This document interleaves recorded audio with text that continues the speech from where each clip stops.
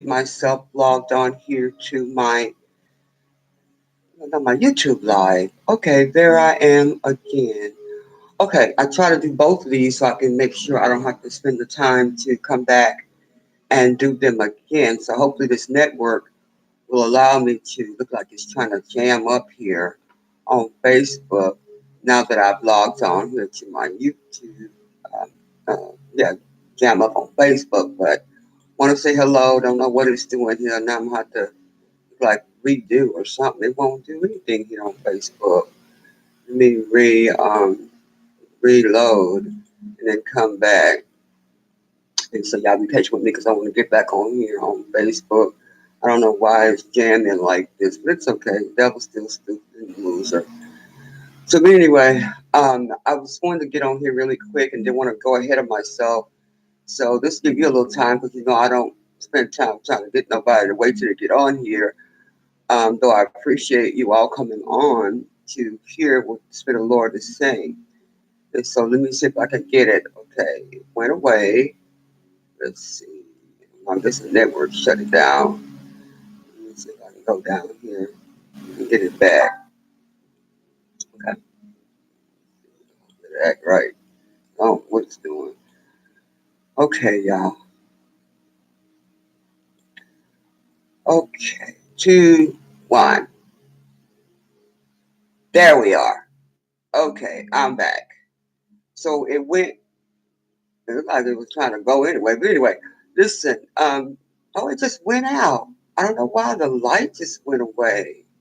But anyway, hopefully it's recording. At least, devil, you're not blocking me because I got it live on YouTube. Okay, so if don't get it on Facebook, I'll send the link from my YouTube channel. Wanted to make sure that you all take a minute and consider to um, join my channel and be sure to get involved with the different type of classrooms that I'll be hosting here on my channel first, and then those who are connected to our classrooms will get specific trainings and stuff like that. But just want to do a shout out first to all of those who have been really tested during this time, who may be still going through with, family matters, or some are graduating. I want to give kudos to those that are out there that are graduating from whatever achievement, and just congratulations. And then wanted to say, I know many of you who may be preparing for Mother's Day, and then some of you who may not have a mother. I just wanted to continue to keep you in my heart. Bless God, I still have my mother.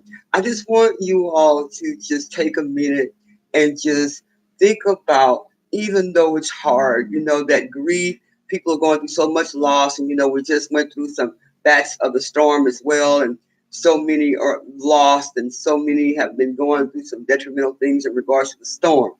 But I wanted to jump in and get this message today before I start my day, and wanted to make sure I do my Sabbath sowing today, and to come back with part two of this message that I'm talking about, making sure that we spiritually assess our spiritual mothers, okay? According to Galatians chapter 5. And then I'll be talking a little bit about being planted, okay? And I believe that that's a lot of the reasons why many of us are not where we need to be, because we're not planted. And so just wanted to leave this message today. Wanted to also invite you was Sunday at 3. Some of you might be sitting down eating and enjoying your family at 3 o'clock. For those who come back and have an opportunity to look at the actual video, then you'll get a chance to hear my guest who's going to be here on Sunday evening at 3 to talk in my group of what I'm talking about, overcomers and some victors. So she's going to come and share her story, which she'll be talking about. It amazed her that the doctors didn't even realize that she survived him. And so the him and survival, you're going to hear about that from my guest, evangelist Juanica Horton. I think I hope I'm saying her name correctly, but it's Hathorn. I said it wrong, but I'll let her share that information and the correct pronunciation of her name when she gets here. Then I have an extremely special guest that I'm not going to share anything about her, but she'll be here at 6:30 p.m. And let her tell her story. Not going to share anything. Just hope that you'll really, really pay attention to what she has to say in regards to her Victor testimony. Amen. So anyway, many of you who are not mothers, but you have been mothering, okay? You have been mothering maybe your grandbabies, and some of you who are grandparents, you have become grandparents from maybe other, people's children, or you become a mother to some of those who don't have mothers, or you just made yourself the mama. But I believe that in this time that we're in, we need to make sure that we know that Mother's Day is coming up. So we want to make sure that we give those kudos out there to all the mothers, or those mothers that have been in your life, those mothers who have impacted your life. Let's see if Facebook got back on here. Let's see. Those mothers who, what's wrong, Facebook? The mothers who have impacted your life, and to make sure that you know that you can too begin again, no matter what you went through, no matter what you may be facing even now, or no matter what you feel like that it's not going to be enough to give out, because maybe you need to be poured into. And so this message is talking about primarily those areas in your life that you need to find out where is the fruit in regards to mother. Now, I've been teaching from my book, Women Who Answer the Call, Recognizing and Embracing Your Spiritual Mother, Mentor, and Midwife. Now, a lot of you all who know me that are women that have been called to ministry, you may have this. But the book that I believe that would bless the men to see where they are is the one that's talking about the 70 iniquity birthmarks that shape weak men. And so in that book, it just talks about the men and their abandonment and their pain, their secret hurts, and where they need to be to grow, to be a better father and a better leader, and and a pastor. Because many of the men today who are leading us are pretty fragmented, going through different things. So none of us may, what the kids say, be 100, but God is, relying on us to make sure we be authentically real. As one thing I always say that people can say about Sandy, they will not say, they say a lot of things, but they will not be able to really, really get anybody to agree that I'm religious and that I'm not authentic. I'm just real. I'm not fake. I don't want to be fake. I don't want to be where I've been there before, trying to act a certain way where I'm not. Now, I also want to give kudos out there to prophetess, Tanya Brown. Y'all need to go and check out her site. This is one of her shirts that I'm wearing that she gave me. Keep calm. And what is this? Go Bougie. That's the name of her the beauty shop, no, her dress shop. That is her fashion shop. Just go to her website. When you go bougie, think about Tanya Brown. Okay, I'm not trying to promote. I'm just trying to let you know she's a very, very anointed woman of God, and you do want to check out. She got some really nice stuff over there, and she's over there in Baytown. Baytown. Lord have mercy. Whatever. Go check out Tanya Brown. Okay. Anyway, and so this book is a leadership spiritual guide. It's designed to assist women, particularly women who know that they've answered the call, know God's calling. So anyway, I want to jump right into the lesson because I couldn't wait to get to part 2, which is very, very significant for such a time as this that we're in. We have a lot of women who say, oh, I'm a prophetess, or God has called them, or they hear God saying a certain thing, or they feel that God, has called them to ministry. But yet we have not actually positioned ourselves to see, am I really ready to put my feet in the stirrups, in the spiritual stirrups is what I call them? Am I really, really ready to push this baby out? Do I really, really have that spiritual mother to help me go through to get to, have I really, really assessed this mother in the spirit to see what it is that I need to be doing? Okay. So anyway, I started out early today because I wanted to get started. First of all, I want to start out by talking a little bit about Psalms 92 and 13. Okay. This is very significant. The Lord spoke this to me this morning when I got up. He said to try to make sure they understand one of the reasons why a lot of people are not flourishing is because he said, because they are not planted, they are buried. They are buried, which means that your gift is buried. Your gift is smothered. Your gift is not being nurtured. And so when something is buried, that means it's usually dead, right? It's usually dead. That means it's not trying to become nurtured. It's just dead. And that means that you are being blocked, or you're not being poured into to grow, or being nurtured so that you can rise, right? And so That's what I wanted to make sure you understand and to question yourself. Through these fruit assessments that I'm giving you today, just ask yourself, am I being planted here by the Lord, or did I plant myself that I literally buried myself in this particular person's life and I'm not being nurtured? I'm just buried here. I'm not planted here by the Lord, because many of us plant ourselves. And so the other thing, when you think about Psalms 92 and 13, it's talk about those who are planted in the house of the Lord. I'm just paraphrasing. That they shall flourish in the courts of the Lord. So that means, are you truly in the courts of the Lord? Have you really gotten the assessment done to know that this is a very fruitful woman? And we'll go over these different types of fruits that you should look for, meaning characteristics, in just a minute. So are you just dwelling there? Or have you actually taken root? Are you there being nurtured? Are you there in a healthy fashion and not being browbeaten and talked too bad? Are you there through the fruit of the Spirit? Are you bringing forth any fruit to grow up spiritually and not wither or become dry? Many of the women today have become dry, have become withered or discouraged, feel like maybe God did not call me. Maybe it's something that I'm doing wrong. But I want you to know that Abba is speaking to you today. I want you to know that God has called you, and that work that He has began in you, it shall come out an expected end to do that He's called you to do. But we need to make sure that you are planted. That's something that is so important to know. Planted to make sure that you're not buried. Sunday, that you're not burying yourself. I said, well, come on here and talk really calm.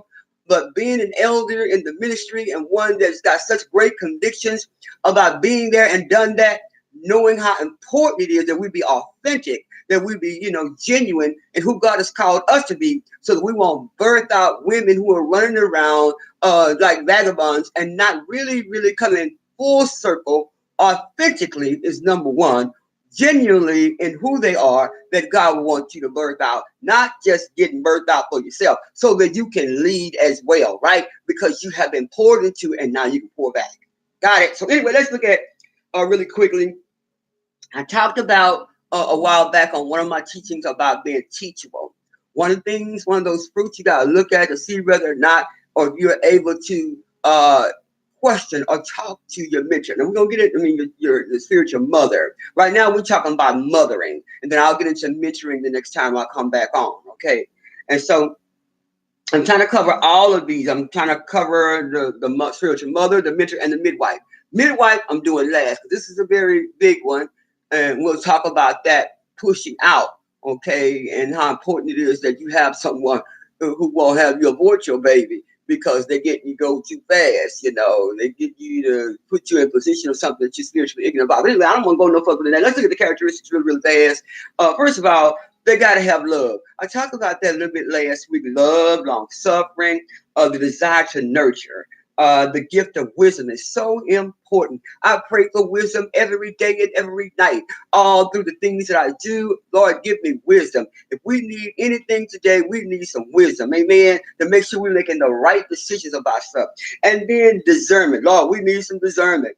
We need to be able to see. Some of you need to be able to make sure that God is showing you, but you want to go in it your way by the flesh. You discern and know this person is still got some loose ends in regards to really walking authentically or fruitfully. So you just want to ignore the facts that they grumble all the time, they complain all the time, they're very prideful. You want to ignore these things, that they want to act bougie in the sense of being in the world. We need to make sure we be very, very careful about connecting to those types of vines, because you're gonna, it's gonna assimilate because it's your spiritual mom. Anyway, the great intercession. You need someone who is a great intercessor. So people that I cover, they'll know God will give me a dream. He'll show me something in the spirit. All I can do is deliver that word. They want to take it hard, or they can take it soft. But if I'm a mother, then I'm going to make sure that I do what Daddy's giving me the gift to do, and that's to refine and tweak the thing that is going and growing the wrong way. It's like a plant. Just start cutting off those things that's hindering you from growing spiritually. Let's cut it off now. And like I always say, and the old folks say, kill it before it get grown, right? So I want to make sure, let's go and get this straight, nip it in the bud. If you don't want to accept the fact that, yes, you got big boobs, but you do not have to always have your chest showing. Right? You do not have to always have your thighs showing.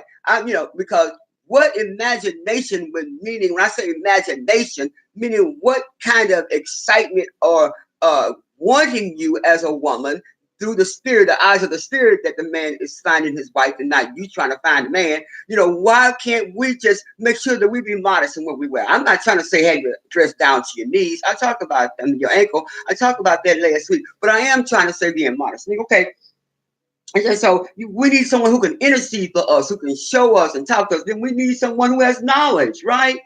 It's two things about knowledge. It's one thing for you to have wisdom. It's another thing for you to have knowledge of experience. Many of us have a lot of head knowledge. I mean, intellect, scriptures, and all of that.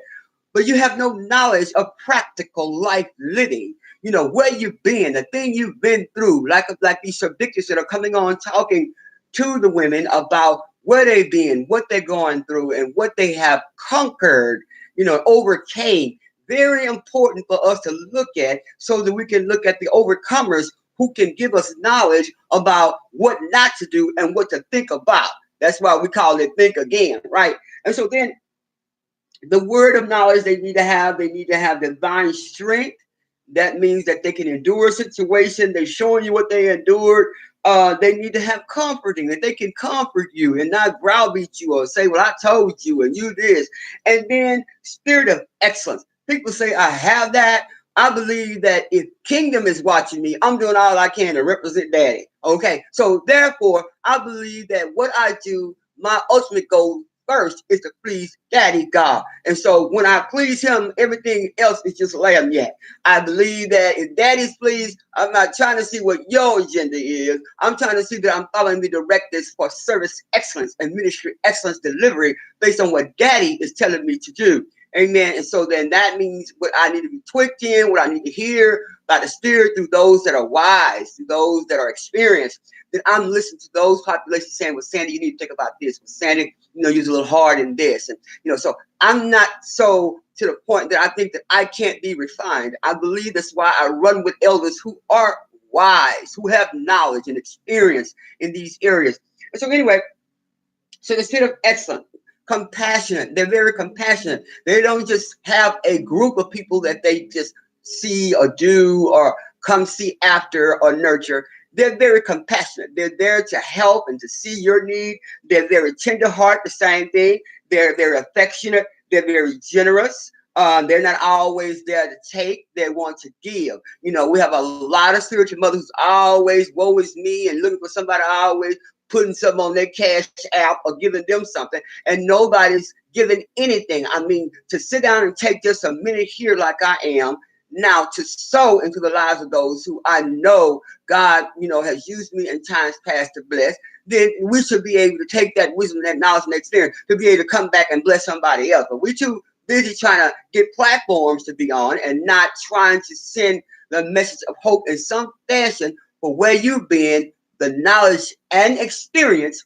so that people can hear, well, Dr. Murphy been there. If she got through that, yeah, I honor her. I'm going to see what Daddy can do through me. I'm going to take what Daddy has shown her, and I'm going to try to push myself to the place where Daddy's telling me to go that seems too hard. It seems I can't see why he would want me here. Then maybe that's what you should be. So he can tweak that thing, so he can cut those things out that's keeping you from growing.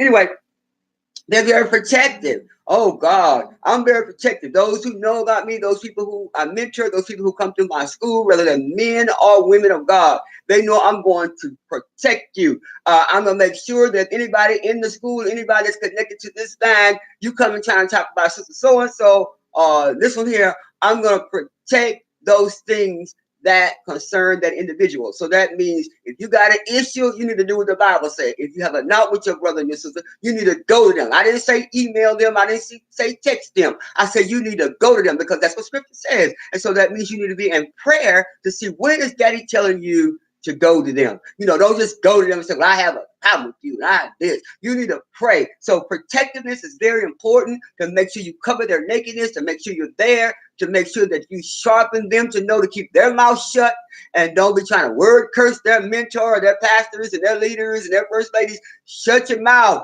and pray and ask God what to do and when. Amen. And so they're very protective. And then the other thing, they walk in extraordinary grace and favor. This is a graceful thing. You're not supposed to always just thinking just because you are the first lady or just because you are a mentor or a midwife, or what have you, that everything revolves around just what you want. I said that earlier on. So you need to be graceful about these things. You need to know that favor will shine upon you. God will give you favor to open doors and go through things and get in places that people go, wow, how did you do that? Well, I didn't do anything. Daddy God did that. And it's very important that we know that grace and favor is very important. Without grace, you don't even have a gift. Without favor, God will do things that maybe money ain't gonna ever be able to do. And I am a testament to that. Places that I've been in, wasn't no money gonna use that key to get me in. It was just simply divine favor. I know I'm talking to somebody. And then the tenacity and fasting and prayer. So important. If you don't have a first lady who can turn her plate down for you, or for the concerns of those that they are mentoring, or the church or connection where you're planted at, that group of people, and you don't ever hear them fasting, you don't ever see them, they don't have to make an announcement to the fasting, but you can't ever even discern that they have turned their plate down, and you can't even discern that they ever got a fasted lifestyle. Well, it should be something that they should be fasting every week. Matter of fact, I fast every day. It ain't nothing to boast about. We as leaders, we should be living a fasted life, because especially if you covering other souls, you got all this blood on your hand. I don't want to preach.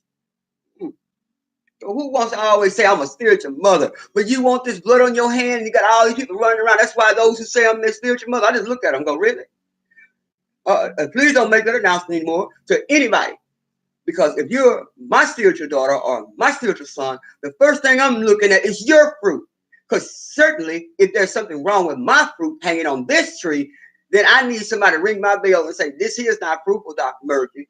And if it is unfruitful, my question to you, you know that they're unfruitful, you know I'm unfruitful, then why are you here? Why are you there? Is something wrong with that? And so the tenacity to fast and pray. And then there should be an apostolic visionary. What I mean by that is that means they're doing work beyond the four walls. They're not just sitting in church being religious. I said that's one thing they can say about me. I'm not a religious person. I'm certainly not fake.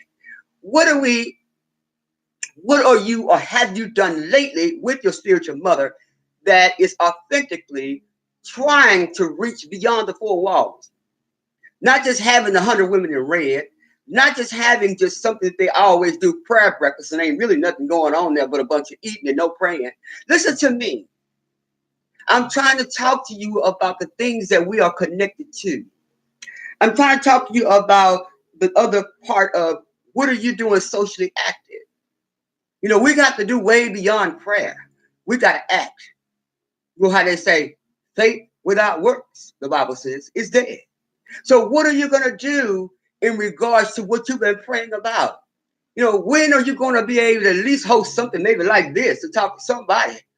Talk to some woman. If you just gather 2 or 3 together and maybe record something and send it out. If you just gather 2 or 3 together that you are mentoring or mothering and set them down, let's talk about ethics. Let's talk about pulpit ethics. Let's talk about dress. Let's talk about the way you're conducting your mouth over the internet, over social networks, the way you're handling your body on different networks. I know I'm talking to somebody. Oh, well, man, take it over there. I'm trying to talk to you about where are we and making sure that we have assessed the fruit properly. To make sure that Daddy God is showing you what's missing in this place that you are not birthing out. Many of you, the baby is stuck in the birth canal because your baby is really, really so hungry, it can't grow. It can't do anything. It is buried. It is not planted. It is buried in the spiritual womb, about to die. God help me today. And so they also need to have prophetic revelation. I didn't say they have to always be prophesying to you. I always got some prophetic word for you. Always saying that the Spirit of the Lord said. I'm very, very careful of those whose fruit is raggedy and fruit is spoiled and fruit is tainted. You always got a prophetic word. But I wonder why you can see everything about me, but you can't see nothing about your tree. I don't want to preach. You can't see your own tree. Because you got all of this stuff that you're trying to see about me. And what that is spiritual, calculated wounding. So when you're wounded, you think everybody else has got an issue, but you can't see yourself. We already know about narcissism. We're not even getting to that. We already know about Jezebel. We're not even getting into that. Not today. But what I am getting into is the fact that you need to have prophetic revelation for you to be able to see what God is speaking to you. Your revelation may come through a dream. It may come through the word of God and simply reading the word of God so God can first convict ourselves, okay, about what we're reading and understanding so that we can deliver it effectively, so we can deliver it authentically, so we can deliver it in a pure sense to know that I, too, the word first need to sharpen me. And then I can deliver it to you based on I know what I have experienced. Not that I have this halo on, not that I am so anointed that I have no issues. I don't want to preach, just trying to talk to you. And so they need to have the seer anointing. I bless God at first. I rejected that gift. If you are a seer, don't reject the gift. It is what it is, okay? And don't keep trying to reject it. You need to take what you see to the altar, okay? And this, I see a lot of things, all right? And it's sad that a lot of people try to withdraw from being around me because they know I can see. But the thing they got to understand that I'm not trying to see nothing but what that is showing me. You may think I'm trying to watch you or see what's going on in you. And some people say, oh, you like he just looking straight through me. Oh, really? Well, Jesus knows Judas. And sometimes if Jesus knew Jesus, if Jesus knew Judas, then sometimes Daddy wants Judas to be right there. So if you're a Judas and you're in my life, you're supposed to be right here. So I can see what it is that Daddy wants me to do with you, that you may do it quickly, as Jesus told Judas, so you can get on with your life and move around before you get hurt trying to play over here. What Daddy wants you to do is get yourself together so that you can see spiritually. A lot of our eyes are tainted because we look at the wrong thing. We're looking for the wrong thing. We're looking at people through the flesh and not the spirit. Like I always say, that Daddy told me, he said, whatever people are going through, always try to remember, because none of us are perfect. We are striving for perfection for kingdom. Saying it, you need to always look upon people as a big old cross on their forehead. I want you to remember that. I have to do that all the time with my kids and grandkids because they're going through like I was. We got a good game, right? We know how to talk it. We know how to walk it. We know how to dress it. We even know how to medicate it with those who are listening to me who are going through. But he told me to remember those people every day, even those that you don't even know. When you're having a challenge with them or whatever, don't go off.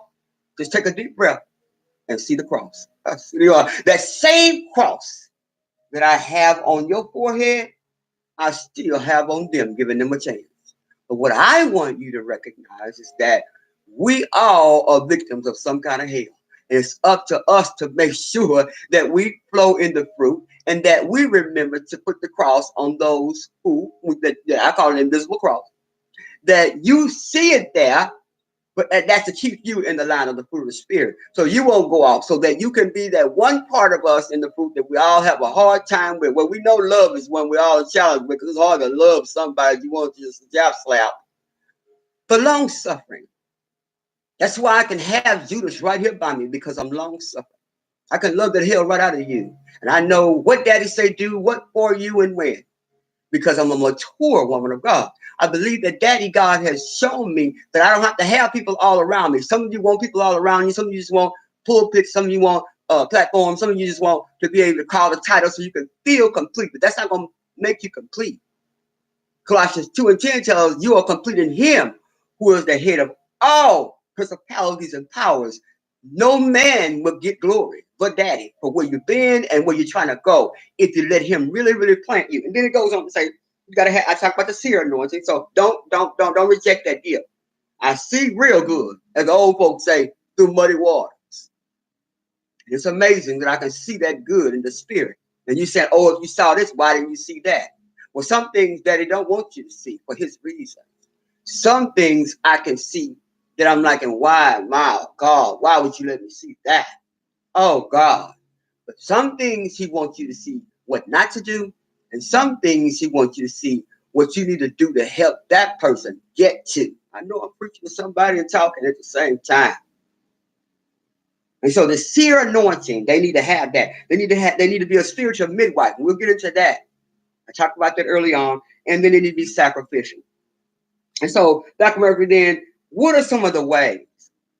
What are some of the ways that we can really, really focus on to become more inclined to know if I'm planted in the right place? Well, first of all, you need to be asking yourself some of these questions. Number one, what are some ways we as women who are mothering that we exhibit the mothering characteristics in the sense toward our own children, in our own house? Remember, ministry begins at home first. So, how are you ministering to those in your own house? How are you ministering to your own daughter? How are you mothering your own son? You know, many of us, if we really tell the truth, many of us have testimonies where we have abandoned our kids, abused our kids, and now we're better. Bless God. But how are you really now while you're trying to mother and lead everybody else? What are you doing at home? When was the last time you really, really sat down and had a heart-to-heart, mother-to-mother talk with your daughter about where you've been and where they should not go? You know, and when have you talked to God about doing this about your son when you made the mistakes, you know, of marrying out of time or out of wedlock, birthing them? You know, when have you really talked about as a mother to let them hear your heart? God help me today. And then number two, when you think about, do we as women of faith really need this kind of nurture from one another? Yes, we do. You know, do you actually need to be nurtured from me and me to you? I mean, you to me? Yes, I do. I need spiritual women in my life. I got several spiritual mothers in my life so that I can go to them and say, what you think about this? Let me run this by you. You need seasoned women who've been there. Seasoned women who really, really do things that are, clearly fruit based. They're not trying to please you. They're not trying to not step on your toes. I love that about the ones who I'm in a relationship with. They're going to keep it real with me, and I'm certainly going to keep it real with them. And then the third thing is, do women really find joy and satisfaction in nurturing, being nurtured? Some people don't find joy and satisfaction in being nurtured. They don't. They don't find joy in it. Some people don't want to nurture because they so, like I said, they so wounded. They think they're pouring out because they're trying to do this fleshly thing. But being a mother is a very serious thing because this is blood on your hand. Okay? So where are you in this? And then the fourth thing is, do we really flourish when we give and or receive this kind of nurturing? How and why? Do we really flourish? Yes, you do. You flourish. Because if you really are giving out of the fruit of the spirit, you're going to flourish. You're not, this thing that God has gifted you from where you've been, it can't be buried. It has to come up. It has to grow. It has to continue to grow as a vine. So that thing that you planted, will it always have good fruit on it? I can't say that. Because even as I was going as an evangelist back in my day, the fruit that was poured in me was genuine, was good. And then along the way, there was some tainted things that came. And I was like, wow, man. And she ordained me and she licensed me, and these things I see in her life. Oh, God. Now here I am, holier than thou, than the one who ordained and licensed me. Here I go trying to, put a check on her. My job was to pray for her. I don't want to preach. My job is to pray for those who have birthed me out so that when God gives me the opportunity to talk to them, I can tell them, I didn't think that was wisdom that you gave me. I didn't like what I saw. Let me take no water here. I didn't like what I saw. So let's talk that out. And then number 5, do I want to be nurtured by other women of faith? Some women don't. Now the church got so many, strikes against it with sexual, all types of demons coming into church. And we got so much going on today. So now we don't know if the first lady is really a first lady or is it a first gentleman. We don't know if they have just married a man, or we don't know if she still got some type of a weakness in her flesh, or vice versa, his. So when she got a weakness in her flesh, this assimilation is going to come. So you're going to eventually start, feeling loose and want to be with other men, some women. We need to get it together, okay? We need to look at, do you really want to be nurtured? Some don't. So if you don't, then why are you there? Then number 6, Are young girls and women of faith being nurtured by other women in my church? This is what you're going to be able to see. Is this person truly one that can spiritually mother? Because those who can spiritually mother are those who are getting women in the church and young girls in the church and developing ministries, developing groups to help them deal with matters. We got too many girls who are killing themselves, too many women who are being challenged. So we got to take a minute to see, do she ever take our time other than to say, we fix to have this gathering of the girls and gathering of this and that, but never ever sit them down to let's talk the raw and the real deal here about what I believe that God would have me to say to you as a daughter, so we can grow up these young women and those things that they poured into you as a spiritual mother. Now you can help develop those women who are developing or having mentoring groups for girls, because you're not going to be effective if you're not actually being nurtured. Number 6, I think I'm on number 6. Um, am I reaching out and nurturing others through my gifts? How or why not? Okay. So how are you doing that? Are you actually reaching out and mentoring? Are you nurturing? And then number 7, do young girls or women of faith in my church appear to want to be nurtured by other women? Do they appear that they need this? Do they appear that they're trying to get the first lady or the woman who is covering them or nurturing them? Do they appear that they really want them to be a part of their lives? Do they answer their calls? See, a mother is not so, I call it Hollywood, that they can't be reached. They can't be contacted. Now, I know we got some who are spiritual babes who are always whining and want you in their face all the time. But we got to make sure that we know how to assess those particular needs so that we can be available for them, and know how to set times for them so they can be understanding how to deal with situations based on learning how to fast, learning how to pray, learning how to hear God's voice for themselves. So anyway, all right. Am I presently being nurtured by other women of faith? Okay, I said that. Yeah, am I presently nurturing other young girls or women of faith? That's pretty much, I've said it already. Do I see a critical need for young girls and women of faith to be nurtured by other women in my church? Why not? If you see a critical need, then why are you not mentioning it? Why are you not going to your first lady? Why are you not going to your mentor? Why are you not going to your midwife? Why are you not telling them, I feel I need this? I want to talk to you about these young girls who keep coming to me because, they heard me get this message. So now they want me to mentor them. They want me to be their mom. They're claiming me as their mom. No, there's only going to be one mom. It's not going to be 2 in the church. Otherwise, it's going to be a monster. Okay? It's not going to be 2 spiritual moms. It's going to be one mother in the church house. Now, what you do outside is completely different. Okay? So don't be trying to mother everybody in the church and you got a spiritual mother right there that can mother them. You just need to get with that spiritual mother and let the spiritual mother know what they have need of. I don't want to keep going on that. And so, while these particular characteristics are driven by the fruit of the Spirit, for that reason alone, it makes a God-appointed spiritual mother's gifts non-exhaustive. That means you're constantly looking at I gotta sneeze. What do we need to do to make sure that I have authentically, there it goes, that I have authentically assessed my mother in the spirit. And so, but keep it real, I said here in this book, God ordained spiritual mother is very uniquely tailored. There is one spiritual characteristic that was not listed, and that is kingdom identity.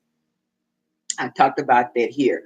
And we as women, our kingdom identity, many of those are, like I said, they're not planted in the house of the Lord or with that person that you say that God has called you to. Many of us say, I know God called me to be you to be my mentor, my spiritual mom, and so on.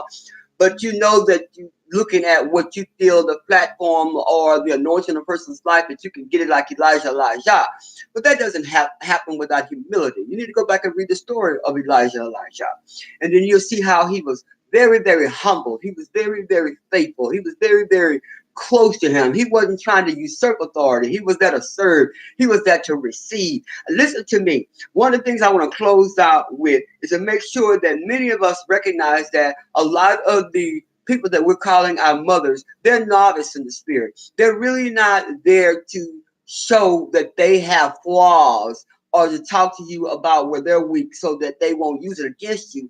But a true wise spiritual mother would know how to pour in these different places that these women who may be novice preachers or who may be trying to go around and make a name for themselves or find platforms to get on because they don't feel like that you have released them, as they say, or given them what they need authentically to do what they've been called to do. But if you're a true mother, you can discern those who are single women of God who are still fornicating or hiding behind titles and having sex. You can discern those who are very rebellious and want to run around and find platforms or don't want to obey what God has given this true spiritual mother to share with them. But we as women, if you think about what I talked about, the part that I did not cover here in this list is the kingdom identity. This tells us that we know who we are. Okay, the kingdom identity is very important. That's the one that you want to look. Does this spiritual mother truly know who she is? By the call of God on her life, not by the call of the world, not by the call of what the church is doing so that they can look like they fit in to get in. No, we want to make sure that this kingdom identity tells us who they are. They know who they are without trying to appear like they believe that they can look a certain way and talk a certain way, that they'll be able to belong. That's what kingdom identity does. It gives you a belonging. It gives you a knowing. It gives you to know who you come from. Just like your last name tells you your generation, tells you your father, your mother, their type of generational issues. You know then what you're drawing from. I call it the sap. You know what you're drawing from that tree. But we as women, too many times we have become too catty. And when I say catty, that means many of us are so wounded. We have so much calculated wounded because many of us don't have trust because of the hurt from other women or the control. Many of us are jealous. Many of us are very manipulative and controlling. Many of us are what I call materialistically entitled to feel like that because I am the first lady. I am this. I am entitled to get this from you, and I have nothing to give back to you. Not even saying that every girl or woman in your group needs to receive a gift from you, but you need to be very sensitive about those who you know that you're mentoring and at least say happy birthday. I have a lot of spiritual daughters. I may skip a time. I may not remember, but you know that I love you and it ain't got nothing to do with me missing your birthday. I believe that those who have sown and called me and said happy birthday, I believe they genuinely love me and they know I genuinely love them.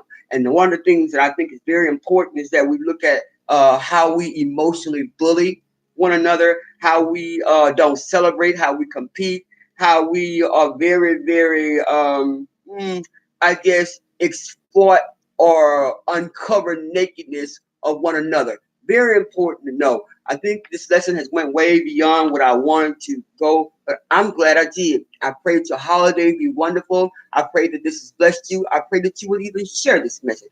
One of the things that we got to realize is that we all should know our teachers. We should all know our mothers in the spirit. I've only given you this much. When I come back, hopefully I'll get to talk about embracing your mentor, recognizing who they are and embracing them. Your mentor. What is a true mentor? What are they going to do in my life? And what's the difference between a mentor and a life coach? I'm going to hopefully have a guest on the top with me about that with you. What's the difference in a life coach and a mentor?